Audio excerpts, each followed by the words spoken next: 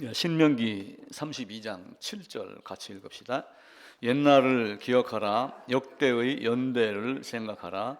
내 아버지에게 물으라. 그가 네게 설명할 것이요 내 어른들에게 물으라. 그들이 네게 말하리로다. 신명기는 이제 모세가 죽음을 앞두고 신명기 시작할 때 신명기 1장 3절의 시점이 1장 1절부터 이제 시작이 되겠죠. 이 시점이 언제냐면은 광야 생활을 총 몇 년을 했냐면은 40년을 했어요. 근데 40년을 했는데 요 가데스 바네아에서 정탐하고 하면서 약 2년이 흘렀어요. 그러니까 요 때를 이제 38년으로 보는 겁니다. 그러니까 광야에서 38년 동안 헤매었도다. 근데 전체적으로는 40년이거든요. 40년이 딱 넘으면 이제 어디를 건너가요? 요단강을 건너가지고 가나안 땅으로 들어가야지 돼요. 그리고 가나안 땅 들어갈 때가 40년이 사실은 마치는 날 들어가는 거예요. 왜냐하면 출애굽도 430년이 마치는 그 날에 나왔듯이 40일 동안 정탐하고 못된 짓 하고 바르게 하지 못한 거를 40년 동안 광야로 보내겠다 했으면 40년이 마치는 그날 사실은 여기 성경이 그날은 기록이 안 돼 있어요. 출애굽한 날과 같이. 그렇지만 그렇게 여기는 게 좋아요. 근데 이때가 언제냐면은 40년 11째 달 1일 이렇게 되어 있는 거예요. 그러니까 30일 남겨놓고 신명기를 쭉 얘기를 하는 거예요. 30일 남겨놓고 이제 우리가 유언하듯이 침대에 누워서 이렇게 하듯이 모세는 서서 얘기하면서 내 자신들아 너희가 어떤 사람들이었더냐, 너희가 어떤 고생을 하고 여기까지 왔느냐, 하나님이 율법을 줬는데 너희가 얼마만큼 알고 있니? 만약에 네 자식들이 네 아비에게 물으라 라고 해서 물어봤는데 너는 대답할 거 가지고 있니? 물어보는 거예요. 너는 대답할 거 가지고 있니? 그랬을 때 예스 라고 하면 다행이지만 쭈삣쭈삣하면은 사실은 모르는 거예요. 그러니까 당나귀 귀같이 우리가 귀는 많이 열려 있어서 많이 들은 것 같은데 내가 말하지 못하면 사실은 내 거가 아니에요. 그럼 내 거로 정리할 수 있는 능력들이 우리 모두에게 있어야지 됩니다. 신명기를 이제 이야기를 하면서 모세, 아론이 등장을 하는데 이제 레위 지파가 있어요. 그러니까 아브라함 그리고 이삭, 야곱 이렇게 하면서 이제 야곱의 자식들이 이렇게 나오잖아요. 두 번째가 마지막 두 번째가 요셉 그리고 네 번째가 유다로 이어져요. 근데 우리가 이제 요셉이 막 큰 일을 하고 막 이렇게 하니까 계보가 어떻게 가는 걸로 생각을 하냐면은 이렇게 해서 이렇게 가는 걸로 착각들을 많이 해요. 그러니까 요셉이 팔려간 게 37장이에요. 근데 요셉 이야기가 뒤로 계속 나와요. 몇 장을 건너뛰고 38장을 건너뛰어가지고 39장부터 끝날 때까지 요셉 이야기가 나와요. 그런데 38장에다 뭘 딱 집어넣었어요? 유다 이야기를 집어넣은 거예요. 야 이놈들아, 요셉이 큰 일을 하긴 했지만 요셉은 예수 그리스도의 모형으로 사실은 예표로 끝나는 거야. 실제는 아브라함, 이삭, 야곱, 유다로 해갖고 그리스도 예수야. 이걸 가리키는 거예요. 이제 요 셋째가 레위예요. 레위인데 레위의 아들이 여럿이 있는데 고핫이라고 하는 아들이 있고 고핫이라고 하는 사람 아들 중에 아므람이 있어요. 요 아므람에게서 아론이 나와요. 그리고 모세가 나와요. 그러니까 이게 누가 먼저냐를 사실은 이야기하기가 굉장히 어려워요. 그런데 다행히도 출애굽기 7장 7절에 가면은 모세가 80세에 인도자가 되었고 모세가 80이다 라고 하는데 아론은 83이라고 딱 거기서 집어서 이야기를 해요.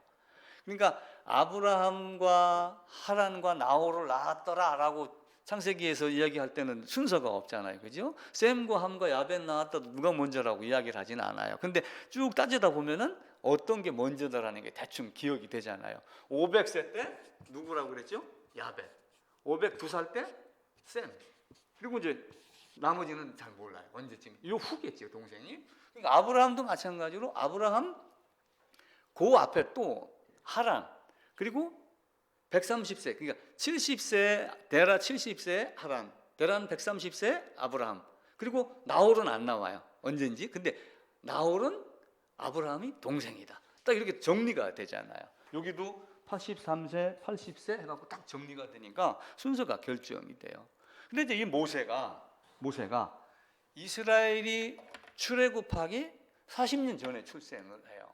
40년 전에. 왜 그러냐면은 이스라엘 백성이 여기에서 이렇게 가지고 애굽에 있다가 빠져나옵니다. 빠져나올 때 모세가 80세였어요. 근데 40세에 뭘 해요? 40세에 내가 우리나라 이 백성을 내가 살려야지 돼. 어떤 의분이 생기기 시작을 한 거예요. 근데 그 40세 전에 모세가 출생을 하니까 실제 출생은 언제쯤이에요? 80년 전에 출생을 하고 40세가 됐을 때 여기서 출생 40세가 됐을 때 하나님이 이 백성을 끄집어내기로 했는데 내가 사용될 거야. 나는 그렇게 하고 싶어. 이런 마음이 들어갔겠죠. 근데 하나님은 어떻게 했어요? 아직 아니야 임마. 칼 갖고 하는 게 아니라 믿음 갖고 하는 거야. 이걸 가르치는 거예요. 그래갖고 광야 생활을 몇 년 한 거예요? 40년을 했단 말이에요. 이렇게 해서 모세가 광야 생활을 하기 이전에 애굽의 바로의 공주의 아들로 살았으니까 왕자 노릇을 하며 사는 거예요. 실제는. 그래서 애굽의 학술과 모든 것들을 다 배웠더라. 그 배우고 나서 내가 한번 해볼 거야 하고 주먹하고 칼을 꺼냈는데 안 되니까 도망가게 만들어요. 그러니까 법이라고 하는 것은 누구에게나 동일하게 바로의 딸 공주의 아들로 살았는데 살인을 했어요? 야 왕자니까 그냥 덮어 이렇게 할 수도 있잖아요. 옛날 법이 얼마나 엄했어요. 살인자? 왕자라도 죽여야지 돼. 물론 바로의 친아들 왕자가 아니기 때문에 제거하기 위한 목적으로 죽이겠다 이렇게 할 수도 있지만 법을 원칙적으로 적용하면 그는 도망갈 수밖에 없는 그런 가게 되는 거예요. 그래갖고 미디안 광야로 가지요. 미디안 광야로 가서 나중에 출애굽을 이끌고 이렇게 하며 나중에는 어떻게 해요? 광야에서 얼마나 애를 많이 먹었어요. 건너자마자 뭐 했어요? 왜 물이 없어? 왜 떡이 없어? 뭐 원망. 나중에는요 민수기 11장인가 어디 가게 되면 모세가 하나님 저놈들이 저렇게 불평하고 악한 말을 하고 막 그러는데 차라리 나를 죽여달라. 이 모습을 내가 어찌다 감당하고 어찌다 듣겠느냐. 차라리 나를 죽여달라 할 정도로 괴로워했었으니까 백성들이 바르지 못한 것들이 엄청납니다. 그러면서 이제 마지막에 어떻게 해요? 신명기 1장 시작이 되면서 1장 3장 3절 이렇게 하며 40년 11달째 첫날. 그러니까 30일이 되면 건너가는 거예요. 이때 얘기를 하면서 거듭 지나온 이야기를 하는 거예요. 그래서 신명기는 이게 이제 거듭신이라고 그래. 다시 한번 너희에게 명령한다. 다시 한번 너희에게 부탁한다. 꼭 지켜야 돼. 이 이야기를 신명해갖고 기록해서 책에다 남겨놔라 라고 하는 것을 신명기에 전체적으로 이야기를 해요. 신명기 이제 32장 읽었죠. 31장 앞으로 한번 가보겠습니다. 9절부터 같이 읽어볼까요? 11절까지만. 또 모세가 이 율법을 써서 여호와의 언약궤를 메는 레위 자손들과 이스라엘 모든 장로에게 주고 모세가 그들에게 명령하여 이르기를 매 7년 끝에 곧 면진년의 초막절에 온 이스라엘이 내 하나님 여호와 앞 그가 택하신 곳에 모일 때 이 율법을 낭독하여 온 이스라엘에게 듣게 할지니 라고 하며 이 율법을 계속해서 읽게 해라 듣게 해라 그렇게 이야기를 해요. 나중에 이제 이스라엘이 포로로 끌려가잖아요. 바벨론으로 끌려갔다 와서 스룹바벨이 데리고 인도에 오고 그 다음에 몇 년 뒤에 에스라가 와서 율법을 가르치러 작정하였더라 라고 하는데 나중에 느헤미야가 왔을 때 그때 에스라가 율법책을 들고 하루 종일 반나절 계속해서 일어서 성경을 읽었더라 그런 말씀이 있습니다. 또 30장 앞으로 한번 더 가볼게요. 30장 14절부터입니다. 율법을 줬어요. 40년 광야 생활하면서 시내산에서 받은 것, 또 모세가 이야기한 것, 들은 것, 또 모세가 천지창조에 대한 개념 알고 있던 거는 이들이 구전으로든 뭐로든 어떤 방법으로든 전수가 되었기 때문이에요. 그래서 그 말씀이 너희에게 있다 떠나지 않는다라고 하는 거예요. 14절입니다. 14, 15절 같이 한번 읽읍시다. 오직 그 말씀이 내게 매우 가까워서 내 입에 있으며 내 마음에 있은즉 내가 이를 행할 수 있느니라. 보라, 내가 오늘 생명과 복과 사망과 화를 내 앞에 두었나니. 19절로 건너뛸게요. 내가 오늘 하늘과 땅을 불러 너희에게 증거를 삼았노라. 내가 생명과 사망과 복과 저주를 내 앞에 두었은즉 너와 내 자손이 살기 위하여 생명을 택하라. 인간의 편에서는 간절하게 매달리고 택하는 거예요. 하나님의 편에서는 그렇게 되지만은, 그래서 이걸 이야기를 하고 마지막에 네 아비에게 물어라 그가 설명할 것이요 네 어른들에게 물어라 그가 네게 말하리로다. 자, 두 가지를 얘기를 하면은 묻는 사람은 궁금해서 묻는 거예요. 몰라서 묻는 거고, 대답할 사람은 어떻게 해요? 베드로 전서가 가게 되면은 너희는 대답할 걸 항상 준비하고 있어라 라고 이야기를 해요. 베드로서인가요? 한번 찾아볼까요?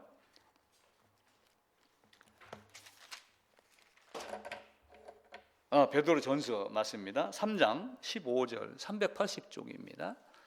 베드로 전서 3장 15절 380쪽 제가 읽을게요. 너희 마음에 그리스도를 주로 삼아 거룩하게 하고 너희 속에 있는 소망에 관한 이유를 묻는 자에게는 대답할 것을 항상 준비하되 온유와 두려움으로 하라. 그러니까 네 아비에게 물으라 라고 했을 때 아비가 대답을 못하면 어떻게 되겠어요? 나중에 자식이 아버지 이 말씀이 무슨 말씀? 모르겠는데? 아버지 교회 30년 다녔잖아. 어려워 목사님한테 물어봐. 그렇게 해갖고 되겠어요? 안 해요. 물론 성경 말씀을 써서 제사장들에게 장로들에게 주고 이렇게 했어요. 근데 중요한 건 뭐예요? 가정이 제사장이 누구예요? 나라고 하는 거예요. 나에게 이야기를 해서 남녀노소 관계없어요. 내가 내 자식에게 이야기할 수 있어야지 됩니다. 옛날에 32장 7절로 돌아갑니다. 옛날을 기억하라.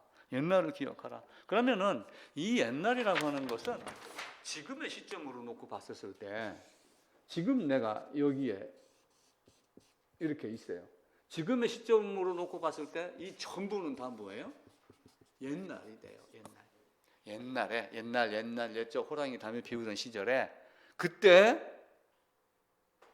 백설공주가 있었어. 그때 누가 있었어 라고 하는 그 아브라함이 있었어, 이삭이 있었어, 야곱이 있어서 우리가 역대기를 읽으면, 성경 역대기를 읽으면 뭐가 나와요? 누구는 누구를 낳고 누가 자식이 왕이 되고 하는 족보에 대한 얘기가 쭉 나와요. 이게 역대예요. 그 옛날을 기억하라, 역대를 기억하라, 역대의 연대를 기억하라. 그럼 역대의 연대는 뭐예요? 요 중에 어떤 특별한 시점, 어떤 시간, 어떤 사건의 내용, 어떤 사건의 의미, 뜻, 이게 무슨 말인가 라고 하는 걸 생각하라는 거예요. 옛날을 기억하라, 역대의 연대를 기억하라 라고 하는 얘기는 뭐예요? 창조부터 영원부터 계신 하나님이 만드신 모든 것, 하나님이 계심 다 알고 있는데 그 사랑이 어떻게 우리에게 내려왔는가, 누구를. 그래서 지난주 계속 뭘 얘기한 거예요? 아담부터 역대가 겹쳐요, 안 겹쳐요? 계속 끊이지 않고 겹치는 걸 이야기를 했어요. 그리고 그 연대마다 오래전부터 제가 연도를 계산을 해가지고 몇 년도에 뭐가 있었다, 몇 년도에 뭐가 있었다. 그 얘기는 출애굽 연도가 1446년도다라고 하는 걸 외우라는 뜻이에요. 1446년도에 출애굽이라는 사건이 일어났는데 이런 과정 거쳐서 출애굽이 일어난 거야 라고 하는 출애굽에 대한 의미를 알으라는 거예요. 의미를 알면서 그 시점 연대를 이야기를 한 거예요. 그런데 그 역대가 모세가 있었을 때고, 그죠? 아브라함, 이삭, 야곱이 들어갔다가 나왔을 때고 라고 하는 것들을 계속해서 이야기를 하는 거죠. 그래서 옛날을 기억하라, 역대의 연대를 생각하라, 네 아버지에게 물어라 라고 이야기를 하는 거예요. 첫 쪽에 제가 밑에다가 적어놨어요. 배워서 남 줘야 합니다. 같이 읽어봅시다. 세 줄. 배워서 남 줘야 합니다. 아들 자식이 물어볼 때 대답하여 가르치는 능력을 키워야 합니다. 당나귀 귀처럼 귀는 크지만 입을 열지 못하면 모르는 것과 같습니다. 그가 네게 설명할 것이요 네게 말하리로다 라고 하는 것이 이루어져야지 됩니다. 그래서 그 역대의 연대를 또 한편 한 번 더 살핍니다. 다음 쪽에 보면은 아침에 수정한 걸 다시 중간에 집어넣었어요. 다음 쪽입니다. 그래서 그 수정해갖고 두 번째 면이냐 세 번째 면을 보시면 돼요. 자, 창세기 1장에 들어가게 되면은 태초에 이 태초가 언제예요? 사실은 하나님이 어떤 걸 만들었던 시점이지만 옛날 한 옛날에 우리 말로는 한 옛날이라고 그래요. 옛날 한 옛날에 끝없이 뭐 아주 군 어떤 시점에 알지 못한 하나님의 시간, 인간의 시간이 아닌 그 시점에 하나님이 천지를 창조했다라고 하면서 창조에 대한 개념이 창세기 1장에 대한 좀 쫙 나와요. 그리고 1장에 아담 창조까지 사실은 다 나와요. 그리고 2장에 다시 한번 번복을 해요. 아담을 어떻게 만들었느냐? 어떻게 만들었어요? 코에다가 생기를 불어넣어서 생명이 되게 했다. 생명은 하나님이 어떤 존재인지 알아볼 수 있는 능력이 있다. 그리고 생명은 하나님을 기뻐하고 즐거워하고 하나님의 뜻을 따라 순종하는 자유의지를 가진 존재다. 그런데 아담은 어떻게 했어요? 자유의지를 걷어찬 거예요. 그러니까 아담은 하나님의 뜻을 거역했으니까 반드시 죽으리라 정령 죽으리라 라고 하는 것이 이루어지는 거예요. 그래서 그림 제일 위에 왼쪽에 창세기 1장 1절부터 31절에 대한 내용을 적어놨고 거기다 점선을 제가 하는 이유는 아담이 에덴 밖으로 쫓겨나기 전, 그 오른쪽 걸 보셔야 돼요. 오른쪽 그림. 예. 에덴에서 쫓겨나기 전까지의 시간을 아무도 모르기 때문에 그 부분을 내가 점선으로 표시를 해놨어요. 창세기 2장 7절에서 생기 불어넣어서 생명을 만들어 놓고 그 다음에 어떻게 했어요? 선악과 생명과 먹어라 먹지 마라 반드시 죽는다 이렇게 했죠. 그런데 3장 넘어오면서 유혹이 다가왔죠. 근데 유혹은 누구에게 먼저 왔어요? 하와에게 먼저 왔어요. 마시멜론 이야기를 했죠. 안 먹는 사람이 몇 %예요? 약 한 15% 정도 됐다고 그랬죠. 첫 번째는 먹자 나가자마자 먹었어요. 먹지마 했는데 아담 하와가 바로 탁 먹지 않았잖아요. 그거 제가 빗대서 설명을 드리는 거예요. 근데 가만히 있다가 하와가 먹고 나서 맛있네 너도 먹어 그러니까 아담도 덥석 먹은 거예요. 그게 두 번째 케이스하고 비슷한 거예요. 자기 조절 능력이 없는 거예요. 근데 세 번째는 어떻게 했어요? 만족지연이라고 그랬죠. 버티면 몇 배를 준다? 2배를 준다. 근데 실제의 상급은 2배가 아니라 이 땅의 예루살렘 여기와 저쪽이 중동 전쟁이 일어나는 예루살렘과 새 예루살렘과는 땅과 하늘과의 차이예요. 나는 하늘에 있고 너희는 땅에 있다. 그 개념으로 보면 돼요. 그렇게 해서 아담이 이 땅 밖으로 쫓겨납니다. 쫓겨나기 전에 아담 여자의 후손을 보내겠다. 그리고 가죽옷 입혀놓고 에덴 밖으로 쫓겨납니다. 그 시점이 BC 4174년도입니다. 그렇게 해놓고 노아까지 족보가 역대가 쭉 이루어지지요. 그래서 아담부터 노아까지 제 10대요. 이루어지고 그리고 이제 이렇게 해서 아담이 밖으로 나와가지고 노아까지. 근데 이제 이때 아담이 밖으로 딱 나오는 시점, 이때부터 따진다라고 그러면 그때 제 기억으로는 1056년도인가가 돼요. 그리고 노아가 600세 때 홍수가 일어나니까 홍수가 일어났던 시점은 이때부터 따지면은 1656년도가 돼요. 그러니까 1656년 동안에 민구가 몇 명이었겠느냐라고 하는 것은 이거는 이해할 수 없는 숫자가 엄청나게 많아요. 호수하고 우리가 얘기했던 거 몇 번 말씀드렸죠. 70억, 80억 막 엄청 넘어가기 시작을 합니다. 그리고 다시 시작을 해요. 우리는 모래시계가 있어요. 모래시계 보면은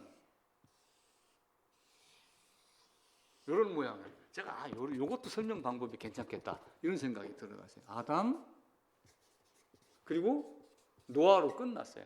노아로 다시 시작을 해요. 어쩌면 창조, 재창조의 개념일 수도 있어요. 이렇게 하며 새롭게 시작을 하는데 모래시계만을 놓고 봤었을 때는 여기가 채워지는 것은 모래 자체의 능력이 아니라 위에서 내려줘야지 돼요. 하나님 말씀이 없으면은 우리는 아무것도 만족할 수 없는 존재가 됩니다. 그렇게 하다가 누가 태어나요? 아브라함이 태어나요. 아브라함이 갈대아 우르에서 불러냈어요. 갈대아 우르에서 불러내가지고 가나안으로 가라라고 하니까 이스라엘 땅에 이렇게 있고 여기가 하란이에요. 여기가 하란이고 유프라테스 강이 이렇게 흘러요. 근데 여기가 바벨론 지역이에요. 바벨론 지역에 데라가 우상 섬기고 있었고 아브라함도 영향을 받았겠죠. 어느 정도는. 그런 중에서도 홀로 있었을 때 하나님이 아브라함을 불러내서 가나안 땅으로 가라. 그래가지고 이렇게 해서 어디로 가요? 하란으로 갑니다. 그래서 강을 건넌 자가 뭐라고 그랬죠? 에벨. 기억나요? 에벨. 건넌 자, 건너편에 서 있는 자. 건너는 과정이 계속해서 일어나요. 여기 이렇게 오면은 야복강인가가 이렇게 있어요. 나중에 와가지고 이렇게 건너요. 요단강을 또 건너요. 건너서 여기를 들어왔는데 여기서 또 건너요. 애국 출애굽을 하면서. 그러다가 마지막엔 또 어떻게 해요? 요래 안 보내고 요렇게 해가지고 요단강을 건너고 이 과정을 계속해서 우리에게 보여줘요. 그러니까 셈은 에벨 온 조상의 이스라엘 온 조상의 아버지다. 족속이요. 에벨 그게 뭐예요? 건너온 자.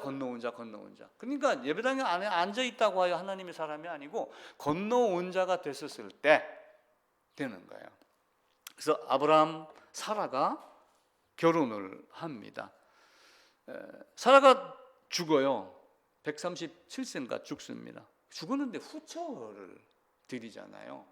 후처를 드리는데 창세기 25장에 후처 이름이 그두라예요. 근데 그두라의 후손을 그두라라고 하면서 미디안 족속이 만들어요. 그두라 그리고 미디안. 그 미디안에 누가 있었냐면은 모세의 장인 이드로가 있어요. 나중에 이제 아브라함, 이삭, 야곱 그리고 이제 여기에 레위가 있었잖아요. 레위, 고핫, 아므람 그리고 여기에 아론, 모세. 근데 나중에 요 유다로 인해 가지고 내려오다가 어디로 가요? 광야로 갔다가 야곱이 광야로 들어가잖아요. 애굽으로 들어갔다가 나중에 광야로 가요. 이렇게 해서 이들이 이쪽에 미디안 쪽에 이렇게 살고 있는데 이쪽에 미디안 이런 쪽으로 계속 이제 살고 있는 거예요. 근데 나중에 모세가 여기서 어디로 가요? 여기 가서 훈련을 받고 미리 이쪽 땅의 지리를 익혀요. 또 한편으로. 그리고 이도로를 만나가지고 이도로에게 길 안내를 또 부탁을 해요. 이게 다 얽히고 설켜 있죠. 유다로 말미암아 그리고 다 들어가지만 끝내는 모세가 하는 것까지 다 모세가 엉뚱한 사람이 등장한 게 아니에요. 야곱의 후손인 레위의 자손 모세가 같은 역할을 하는 거예요. 그러니까 이들이 뭘 하는 거예요? 레위 지파를 가지면서 아론 제사장으로 계속 제사장을 해라. 제사장을 하는데 여기에는 왕이 있고 여기에는 제사장이 있고 그리고 선지자는 따로 보내고 이런 과정을 거치는 거예요. 그래서 느헤미야 9장 7절에서 불러내서 창세기 12장에 들어갈 때 75세 그리고 175세에 죽습니다. 근데 이제 아브라함이 결혼하고 사라하고 살다가 그리고 나중에 그두라가 나오고 여기에서 미디안 족속이 나오고 미디안 족속이 여기 살고 모세가 이리 들어가고 그렇게 하면서 출애굽 전체적으로 다 만들어요. 이제 두 번째는 이제 이삭이 결혼을 해요. 이삭이 결혼을 하는데 이삭 연도를 따질 때 70세에 아브라함과 나홀과 하란을 낳았더라. 창세기에 그렇게 되어 있죠. 근데 아브라함, 하란, 나홀, 하란 되어 있는데 나홀은 아직 죽지 아니하고 어디에 있어요? 하란에 머물러 있는 거예요. 머물러 있는데 아브라함이 종을 보내가지고 아브라함의 동생 나홀에게 가가지고 네 자식 중에 하나를 이삭의 아내로 데려와라 라고 명령을 해갖고 누구를 데리고 와요? 리브가를 데리고 와요. 그래서 성경 적어놓은 대로 찾으면은 창세기 24장 15절, 24절, 47절 여기 보면은 아브라함 동생 나홀의 딸, 나홀의 손녀, 아브라함이 동생 나홀의 아들 부두엘의 딸입니다. 나는 리브가가 그렇게 이야기를 해요. 그 찾아보시면 돼요. 그리고 이삭과 리브가가 결혼할 때 이삭의 나이가 40세입니다. 그 이삭 리브가 밑에 창세기 25장 20절 작은 글씨로 적어놨죠. 그러면은 그때 아브라함은 몇 살이겠어요?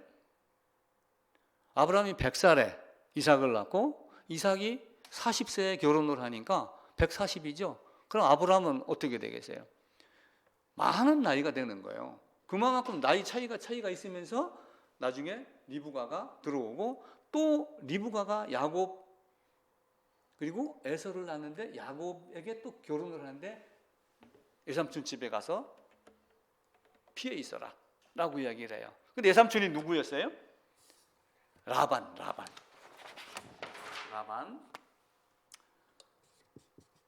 이삭, 리브가, 아브라함, 여기엔 나홀이 들어가죠. 나홀 아들 부두엘의 딸 리브가. 근데 리브가에게 누가 있냐면 오라버니 라반이 있는데 요 라반에게 딸 둘이 있더라. 하나는 레아고 하나는 라헬이더라 라고 하는데 이삭이 야곱이 나중에 이제 에서하고 문제가 생기니까 야 잠깐 가서 피해 있어 라고 했는데 여기 가서 누구를 만나요? 처음에 라헬을 만나자마자 뿅 갔어요. 그러고 모승을 7년을 살았어. 첫날 밤에 라헬이 들어온 줄 알았더니 알고 보니까 레아가 들어온 거야. 다시 7년 살았어요.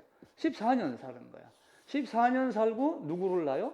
요셉을 낳고 6년 동안 또 양을 쳐요. 그러니까 총 몇 년? 20년 동안 모승살이를 하다가 돌아와요.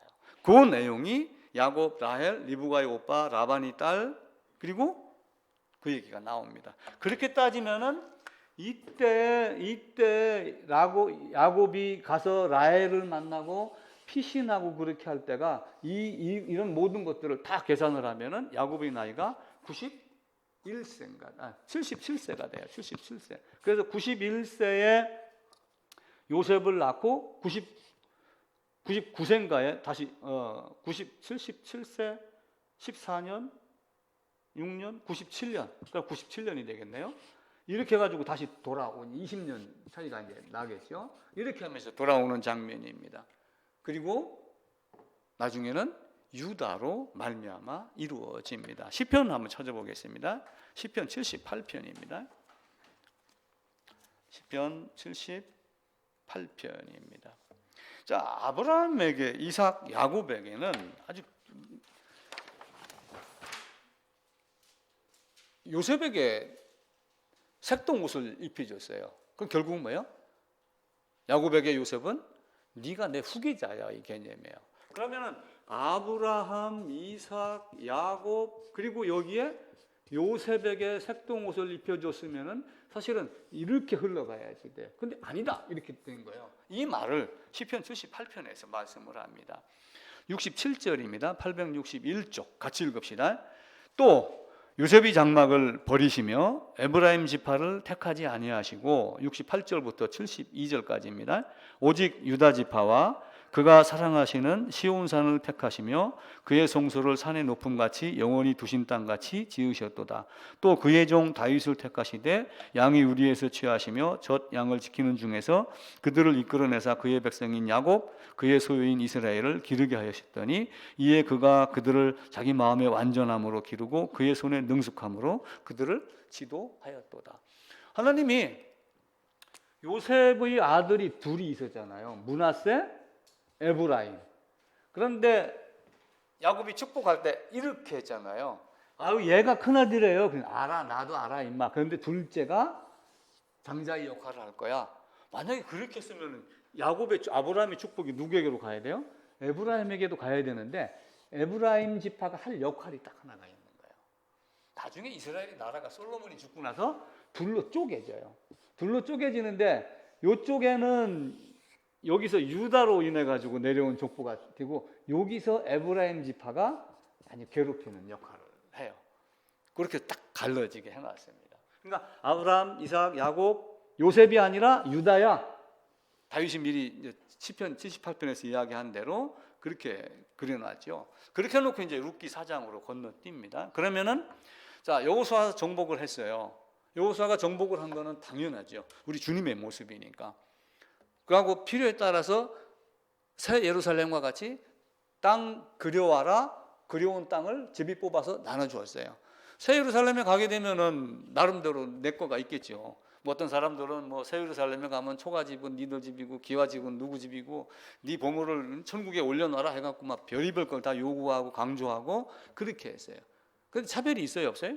차별이 없어요. 만약에 1억분의 1이라도 초가집이 있고 기와집이 있다. 근데 김 지사님은 기와집 들어가고 나는 초가집을 들어간다.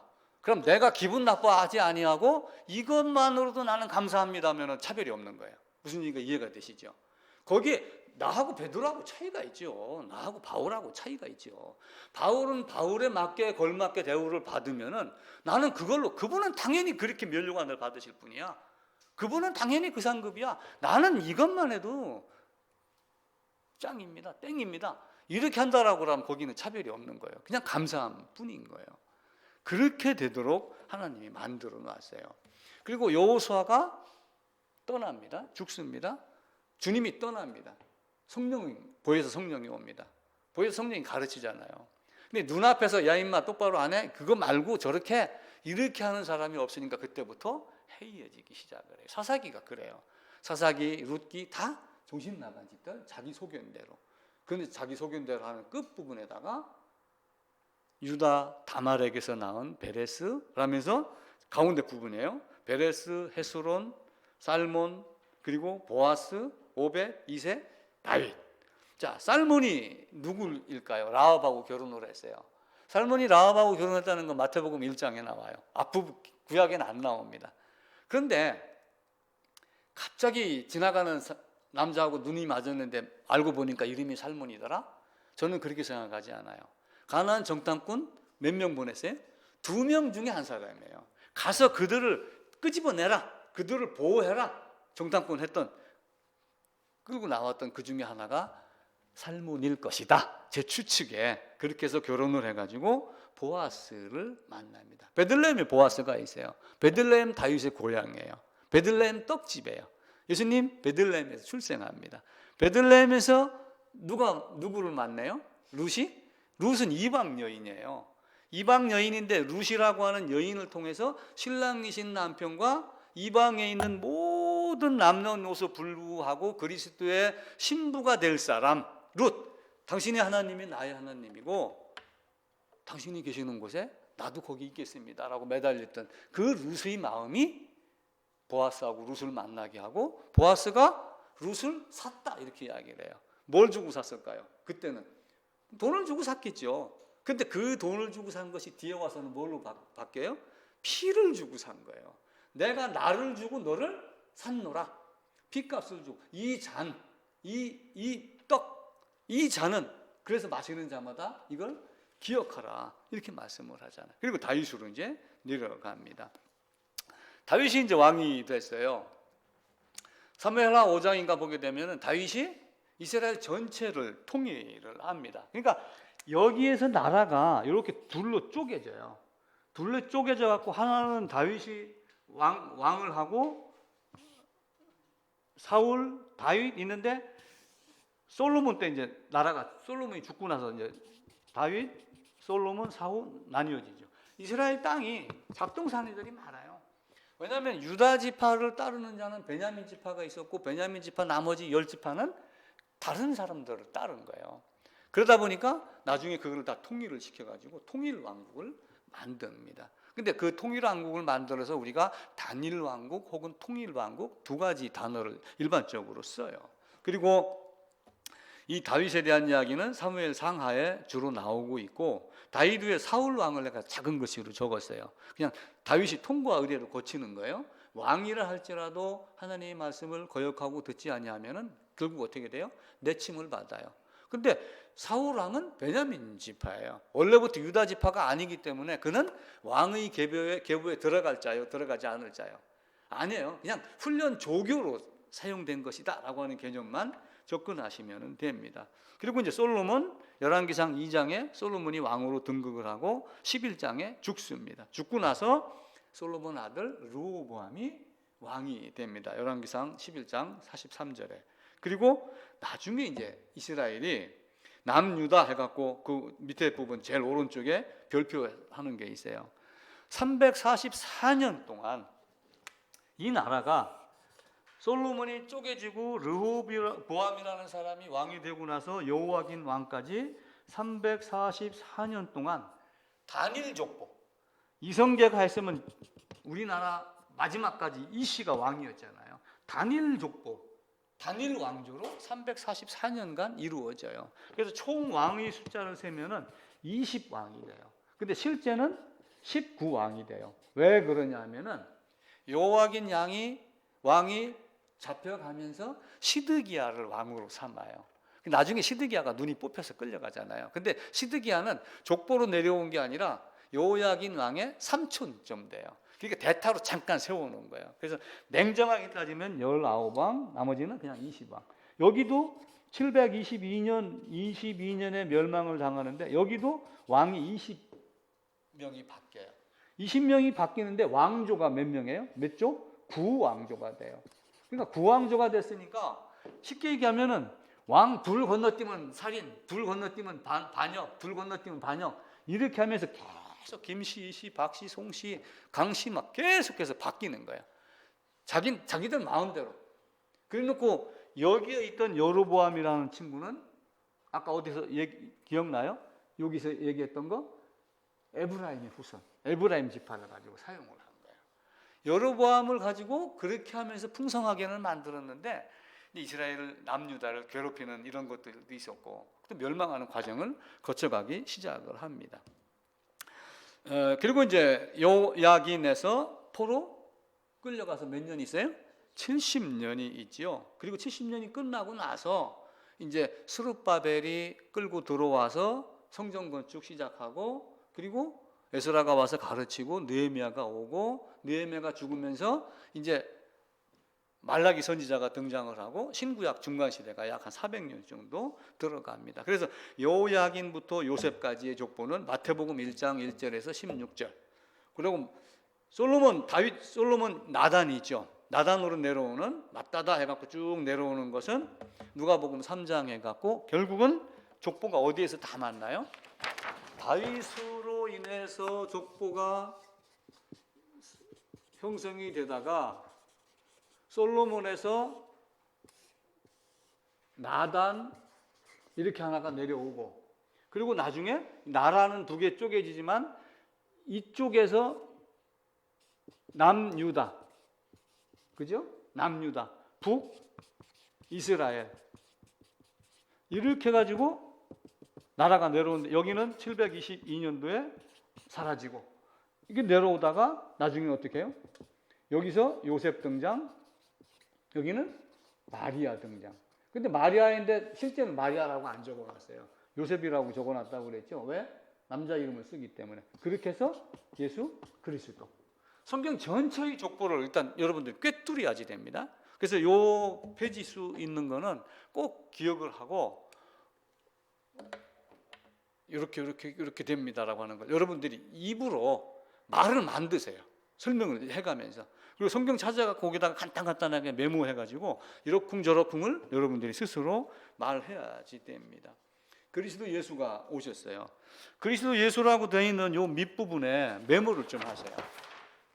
이제 요셉, 마리아 해가지고 제가 여기다가 그리스도 예수 이렇게 했어요. 여기다가 이제 마태복음 1장 21절 적으세요. 마태복음 1장 21절. 결국 뭐예요? 뭐 때문에 오신 거예요? 자기 백성을 저희 죄에서 구원하실 자로다. 또 누가복음 12장 50절도 적고 마가복음 10장 38절도 적고 누가복음 22장 19절에서 22절도 적고 몇 군데를 적어보세요. 그리고 요한복음 19장 30절에 가면은 다 이루었다. 누가복음 12장 50절에서는 나는 받을 세례가 있으니 예수님이 이렇게 말씀을 해요.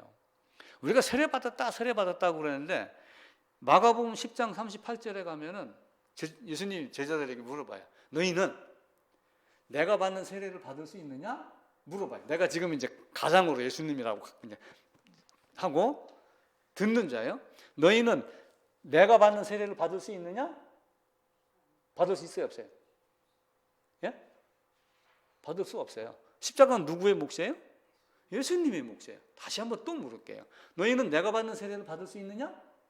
예스 해야 돼요, 이때는. 왜 예스가 돼요? 연합.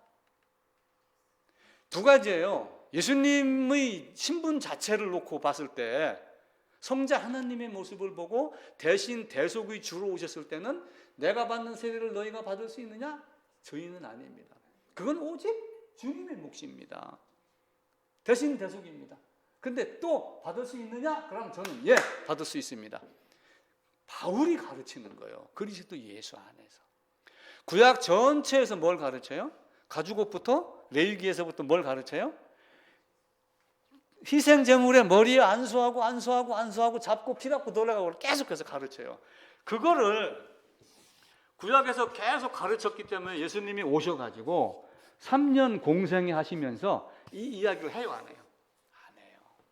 어떻게 살아라, 뭐 해라, 병 고치고 이렇게 하면 나는 그런 능력이 있는 자다라고 말하면서 나는 받을 세례가 있다라고 하며 세례받는 장소로 가요. 그리고 다 이루었다. 마태복음 1장 20에서 이런 거, 요한복음 19장 30절 다 이루었다. 너희는 내가 받는 세례를 받을 수 있느냐? 아니요. 제가 어떻게 해요? 또 물으면 당연히 받아요. 무슨 얘기가 이해가 가시죠?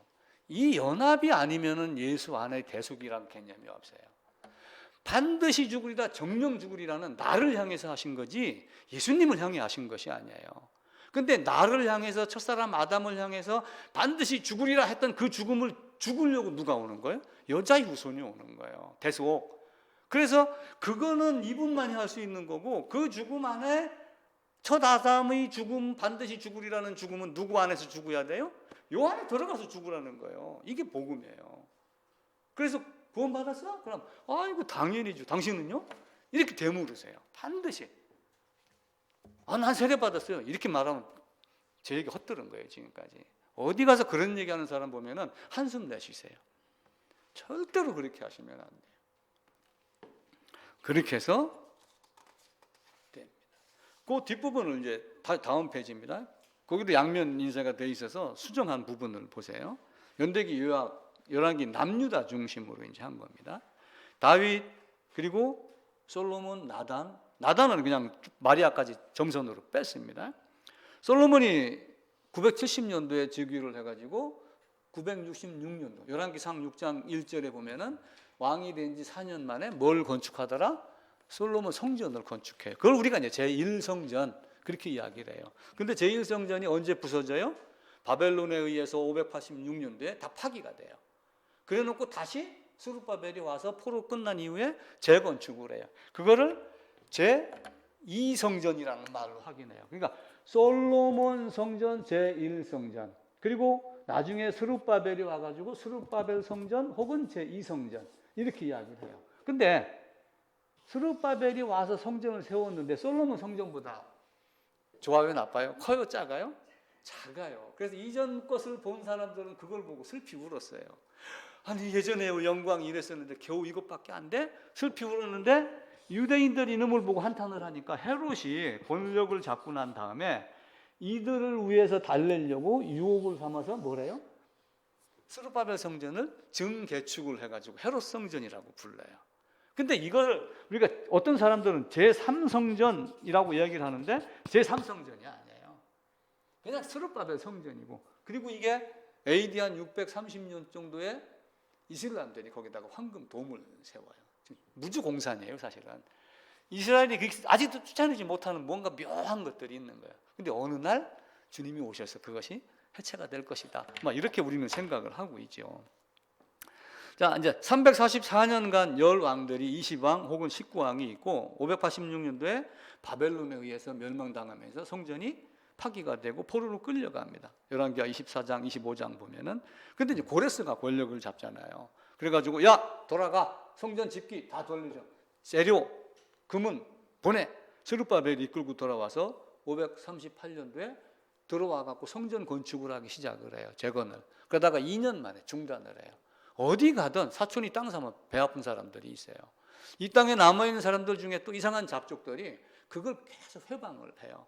그래갖고 조서를 보내서 맞니 안 맞니 해갖고 확인되고 나서 536년도인가부터 다시 성전 재건이 이어져 가지고 516년도에 재건 준공이 됩니다. 그러니까 586년도에 성전 파기됐다가 516년도에 준공이 됐으니까 70년 차이 있죠. 그래서 포로 70년 그 개념으로 보는 거예요. 스룹바벨은 포로로 끌려간 마지막 왕 여호야긴 왕의 손자입니다. 그 내용이 역대상 3장 17, 19절에 나와 있어요.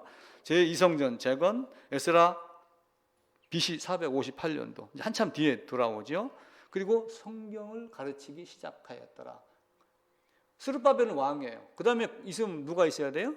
왕이 있고 성전이 있으니까 제사장 에스라 16대 손입니다. 그리고 느헤미야가 오고 파기. 그러고 이제 느헤미야가 죽으면서 또 이게 이스라엘 백성이 또 흐트러지기 시작을 해요. 그때 이제 마지막 선지자 말라기가 한마디 했는데 당신이 말이야 언제 이렇게 하나님께 대들어서 그때부터 침묵 시대, 하나님이 말씀하시지 않는 시대, 암흑 시대, 침묵 시대, 암흑 시대 뭐 이렇게 부르기도 해요. 이게 400여 년 동안 이루어집니다. 그 동안에 공자, 맹자, 소크라테스 수많은 사람이 등장을 하며 사람들의 머리를 깨우기 시작을 해요. 그리고 뭔가 생각하는 능력도 키워요. 그리고 로마라고 하는 나라를 강성하게 해가지고 쫙 만들어요. 길을 닦게 만들어요. 그래서 샘 야벳이 뭐 한다고 그랬어요? 복음을 실어 나르는 구루마가 사실은 뭐예요? 야벳이 되는 거예요. 야벳의 힘으로 온 세상에 지금 다 길이 트여서 복음이 들어가요. 근데 진짜 중요한 건 뭐예요? 샘이 갖고 있는 복음이 어떤 복음인가? 그걸 알아야지 돼요. 근데 야벳이 가서 미국에 가서 교회가 엄청나게 크고 전 세계적으로 선교사를 가장 많이 보내는 나라가 미국인데 우리나라가 그걸 장자의 교회 역할을 해야 된다 해갖고 막 보내고 난리가 납니다. 근데 그 구름마 안에 샘이 말하는 에벨의 복음이 들어가 있지 않다면 그건 뭐예요? 보이는 교회만 확장이 되는 거예요. 루터는 그거를 한탄을 한 거예요. 야, 교황이 이지저지 잘못한 건 많은데 한 가지 딱 잘한 건 교회라고 하는 틀을 유지하고 있었다. 그래서 복음이 흘러오게 하는 바탕을 어느 정도 만들어 놓은 건 사실이다. 막 이런 정도로 이야기를 한 거예요. 그리고 루터는 왜 구약을 족장시대, 열왕시대, 선지시대, 무슨 시대 왜 시대 구별로 하느냐? 오경에서 다 끝나고 나머지는 뭐예요? 잘 사는 놈, 못 사는 놈. 그리고 예수 그리스도가 오기까지 과정을 만드는 건데 왜 학자들은 자꾸 머리를 쪼개갖고 박사 논문 쓰려고 하는 건지 이 짓을 하느냐? 이 이야기를 어느 책에서 한 걸 내가 언뜻 봤어요. 맞아. 우리가 얘기하는 거는 학문이 아니라 믿음이 어떤 과정으로 어떤 역대를 거쳐서 어떤 연대 어떤 내용이 이루어졌는가를 알아야지. 그렇게 해서 알렉산더, 헬라, 정신무장, 로마, 권력, 도로, 힘 그래가지고 복음이 내려와요. 그러니까 로마가 통치를 하면서 나름대로 인권을 강조하기도 했지만 한편으로는 엄청난 핍박과 고통을 주니까 출애굽하던 시절하고 똑같은 거예요. 주님 안 오시냐? 주님 안 오시냐? 그때 예수님이 딱 오신 거예요. 왔는데 알아보는 자가 있고 못 알아보는 자가 있고 어떤 자들은 별이 인도했다고 그러니까 뭐 점성술이냐 그러는데 그건 하나님의 인도 방법이지 점성술이 개념이 아니에요. 어떤 사람들은 같은 배에서 태어나서 육신으로 왔는데도 형을 믿지 아니하더라. 마지막 순간에 십자가의 죽음과 부활이 되고 나니까 믿더라. 야고보서, 그죠? 유다 등장을 하잖아요. 형제라도 믿지 아니하더라. 사도행전에 들어가면 어떻게 해요? 그들이 다 기도하는 자의 모임에 머물러 있는 것을 우리가 봐요. 그러면 3년 동안 이야기를 해놓고 예수님이 여기로 와가고 구약에서 양 잡아갖고 한 이야기 거의 하지 않았어요. 양 잡아서 피 흘린 얘기를 내 피는 내 잔은 요것만 얘기를 하고 나는 받을 세례가 있으니 하고 십자가로 딱 가시고 가셨어요. 12제자가 3년 동안 따라다니면서 딱 얻은 게 뭐예요? 처음에는 몰랐는데 마지막에 딱 부활하고 나서 탁 뒤통수를 맞은 게 뭐예요? 이거였구나. 오신 목적 마태복음 1장 21절에서 이렇게 하기로 했는데 다 이루셨구나. 그럼 우리가 전할 건 뭐냐? 피다. 요거 한 가지야. 그래서 사도행전 시작하면서 베드로가 뭐예요? 구원받아라. 죄사함 받아라. 예수는 그리스도야. 바울은. 그럼 예수는 그리스도야를 갖다가 예수는 그리스도야. 이걸 외친 거예요? 아니에요. 그리스도가 어떤 신분으로 어떻게 오셔서 무엇을 했는가? 여자의 후손으로 하셔서 때가 참에 오셔가지고 죄 있는 모양으로 와서 죄인의 죽음을 죽고 한편으로는 모든 사람을 대표한 대표성의 죽음을 죽고 로마서 5장에 나와 있는 대로 그 이야기를 6장 7장 그리고 너희는 어떻게 살아야 돼? 그러므로 너희는 이렇게 살아라 하면서 로마서 11장에서 반전을 딱 시키는 거예요. 갈라디아 가서 또 한번 반복하고 그래요. 사실은 로마서 언제 하냐고 그랬죠. 로마서 다 했어요. 나중에 할 거예요 또. 그런데 짧게 합니다. 쉽습니다. 밥 먹는 건 숟갈 대고 입에 들어가면 소화시키는 건 누가 하는 거예요? 내 위가 하는 거지 내 머리가 하는 게 아니에요. 나는 뭐예요? 밥 숟갈 떠서 먹느냐 안 먹느냐 이것만 내가 결정하는 거예요. 하나님은 우리에게 때가 참에 보내고 많은 것들을 다 하셨어요. 그 내용이 그러니까 우리가 살 소망 갖고 있으면서 해야 되는 일은 뭐예요? 인내하고 참고 그리고 하나님이 너희를 사랑하고 한 것은 고난도 함께 받게 하려 함이라. 영광도 있지만 훗날 지금의 고난 우리는 얼마나 받았어요? 복음을 전하기 위해서. 저도 가만히 생각을 해봐요. 복음 전한다 하면서 내가 얼마나 고난 받았나? 근데 매맞은 건 없는데 여자가 여러 가지 버린 거, 뭐 경제적인 문제 이런 걸 따지고 보면은 나도 엄청난 고난을 받은 거예요. 그래서 그래도 감사합니다. 그래도 나는 진짜 원망한 딱 한 번 원망했던 얘기 한번 했었죠. 가다가 당신이 하나님이야. 나도 모르게 그 말이 튀어나올 정도로 아마 모세의 심정이 됐었을 거예요. 그런데 인내하고 참는 건 보상이 있기 때문에 그래요. 제가 도표 하나 만들어놨어요. 만족 지연 보상. 그때 저 뒤에 권사님 매달 50만 원씩 받겠습니다 그랬죠. 한 분은 누군가는 배로 받겠습니다. 자, 첫날 1월 달에 1원 받았어요. 2원, 4원, 8월, 12원. 20일 지났는데 얼마 받냐면 52만 4,288 받아요. 예를 들어서 20개월 지난 다음에.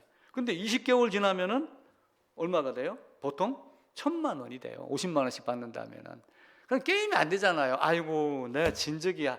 매달 50만 원씩 월급 받기로 할 걸 왜 꽃배기로 한다고 1, 2, 4, 8을 내가 왜 셌지? 이렇게 하는데 이게 22일 넘어가면은 24일째 가보세요. 838만 원이 돼요.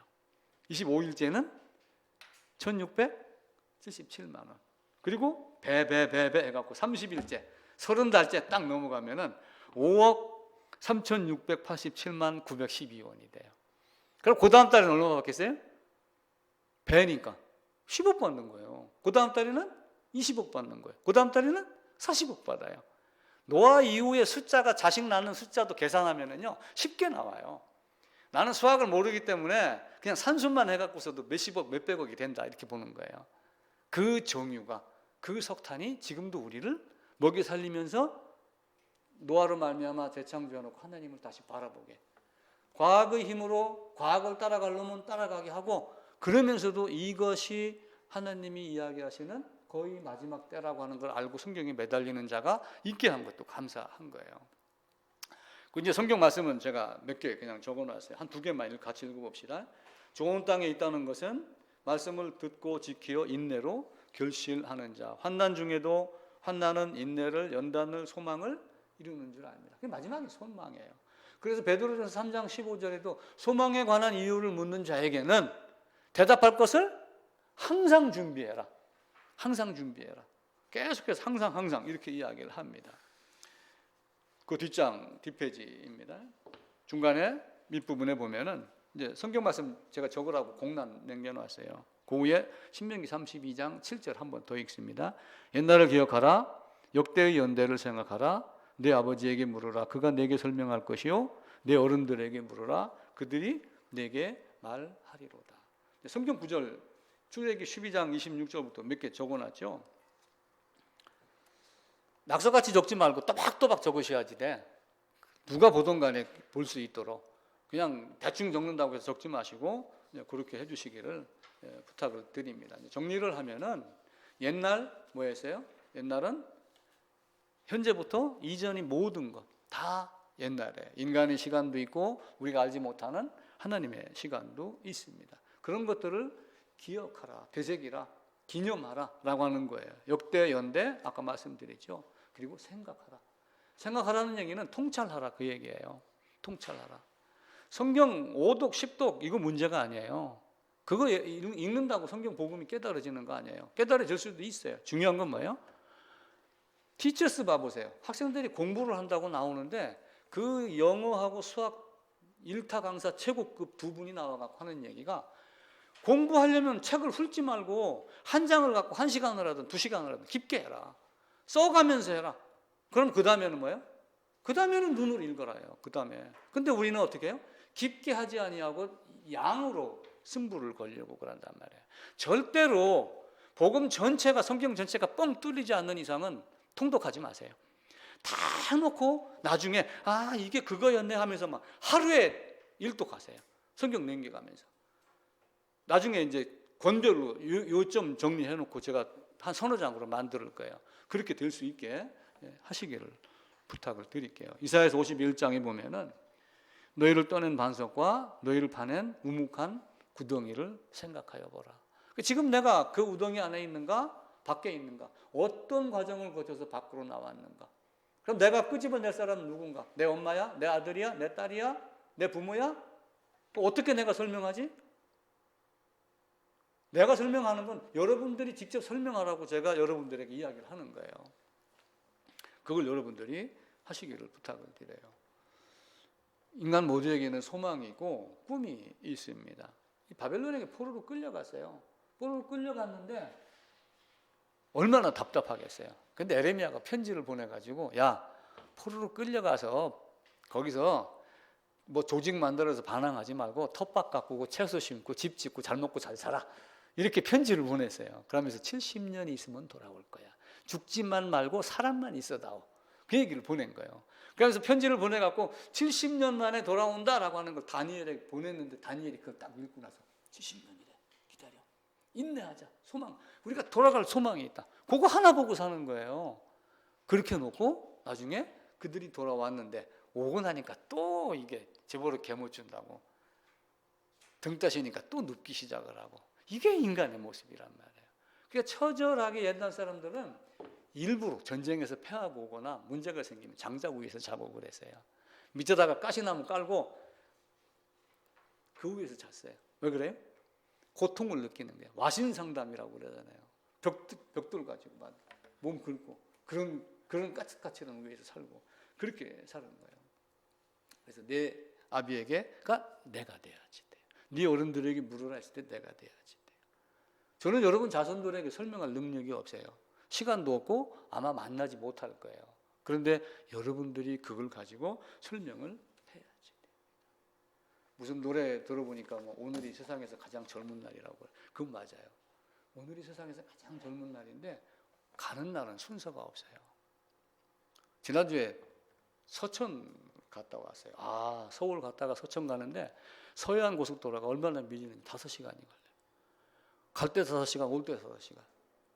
큰딸 시아버지, 그게 첫 사돈이죠. 운명을 했어요.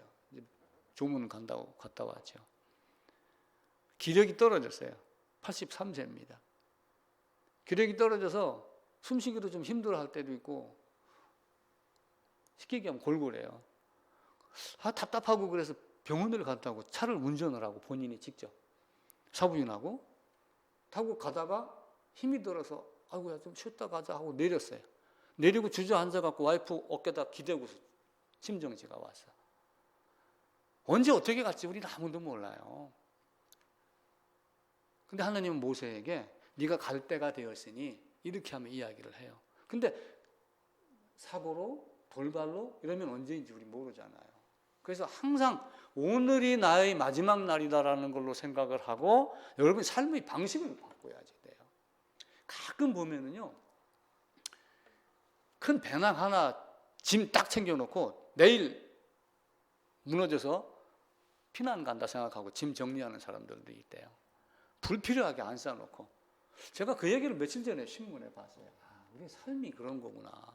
내가 어디다가 뿌리를 내리고 박이야지 될 건가? 내가 뭘 바라보고 살아야 될 건가? 이것 아니에요. 보이는 교회로 만족하면 안 돼. 보이는 교회로 만족하다가 성경 옆구리 끼고 지옥 갈 수 있어요. 우리는 반드시, 제가 계속 당부드리잖아요. 성경 공란 기록하세요. 깨끗하게 정자로 기록하세요. 누가 지나가다 내 자식이 봤을 때도 그걸 읽을 수 있게. Here and now 그래야 돼. 지금 여기서. 지금 바로 해라. Right now. 제가 그 말씀을 적어놓은 거예요. 우리는 다른 존재입니다. 다른 존재. 제가 교훈되는 얘기 몇 가지만 할게요. 어느 사람이 남극에 가서 펭귄을 관찰하는 역할을 했대요. 근데 펭귄 중에 금빛 펭귄이 한 마리가 있었대요. 그래서 하도 신기해. 수만 마리가 모여 사는데 금빛 하나가 딱 있는데 에로이 딱 서 있는 거야. 그래서 저는 금빛이니까 골든이라고 이름을 붙였대요. 근데 계속 애로워서 떨어져 있는 거야. 색깔이 다르니까 안 받아주는 건지 애로운 상황에서도 그가 견뎌내고 살아내는 모습을 보고 자기도 그렇게 어려움을 이겨내고 살아야지 되겠다. 우리는 다르면은 그냥 다른 거다라고 그러지만 다름은 물론 틀린 건 아니에요. 근데 다름은 한편으로는 틀린 거예요. 한쪽은. 우리가 그게 두 가지를 이해를 다 해야지 돼요. 리더십을 강의할 때 다르다라고 하는 건 너와 나가 틀린 것이 아니라 조금 차이만 있을 뿐이야. 근데 차이도 힘을 합치면 돼. 이렇게 개념을 나가지만 성경에서 이 다름 그러면 뭐예요? 너는 틀린 거야를 분명하게 해야지 돼요. 너는 틀린 거야가 분명해야지 내가 나오는 거예요. 우리는 옛 것을 버리지 못하면 새 것으로 레벨이 될 수가 없어요. 근데 다 옛 것 때문에 지금 여기까지 왔다라고 하면서 옛 것하고 지금까지 같이 믹싱해서 같이 잡고 있어요. 근데 복음을 제대로 이야기한 사람은 그거 다 아니었어. 이 말 한마디로 정확하게 뱉을 줄 알아요. 그게 됐었을 때요. 사랑은 힘들어요. 예수님 얼마나 고통이 있었겠어요. 고슴도치 딜레마라는 것이 있어요. 고슴도치는 사랑할 수 있나요? 새끼를 안 거부면 사랑을 했겠죠. 근데 고슴도치는 가시가 그렇게 많잖아요. 근데 고슴도치도 지 새끼 사랑한다. 그렇게 얘기했는데 그러면 지 새끼 사랑한다고 끌어안으면 새끼는 그냥 피투성이겠네? 그것만 가지고 고슴도치 딜레마라는 말이 나오는 거예요. 근데 학자가 연구를 하니까 자기 자식을 사랑할 때는 꼿꼿한 털을 이렇게 잔디가 바람 불어 무너지듯이 이렇게 옆으로 뉘는다. 예수님이 그렇게 우리를 사랑하신 거예요. 그분은 하나님이에요. 심판하시는 주님이에요. 그런데 그분이 이 땅에 오셔서는 자기의 권세를 다 내려놓고 자기 비하로 가장 낮은 자로 비천한 자로 오셔서 자기를 그렇게 죽이시는 거예요. 우리가 간절히 원해도 이루어질 수 없는 것들이 너무 많아요. 근데 이루어질 수 없는 것 물론 붙잡고 열심히 살아야 돼요. 왜냐하면 보통 은혜는 보이지 않는 교회나 보이는 교회나 누구에게나 다 있다. 구원받은 자나 구원받지 않는 자 모두에게 다 있기 때문에 보통 은혜를 갖고 열심히 살아야 되는 건 당연해요. 근데 거기다 목매지 말아라고 하는 거예요. 언젠가 놓고 가는 것을 다 알고 있어야지 돼요. 죽음 두렵잖아요. 그건 뭐예요? 옛날 여기다 입에다 쌀 넣어주고 코, 숨 다 막았잖아요. 사람들은 죽는 모습을 두려워하고 그래요. 사돈이 죽은 손자가 몇 명이 있어요. 손자놈들이 아무도 안 들어가는 거야. 우리 예손녀도 안 들어가고. 근데 형이 하나만 들어갔대. 그러고 저 할머니가 기특하다 입을 달고 살아. 가서 자기 할아버지 모습을 본 거야. 미리 들어가서 먼저. 그러고 거기서 기도를 하고 있더래. 나중에 끝나고 나서 너 뭐라고 기도했니?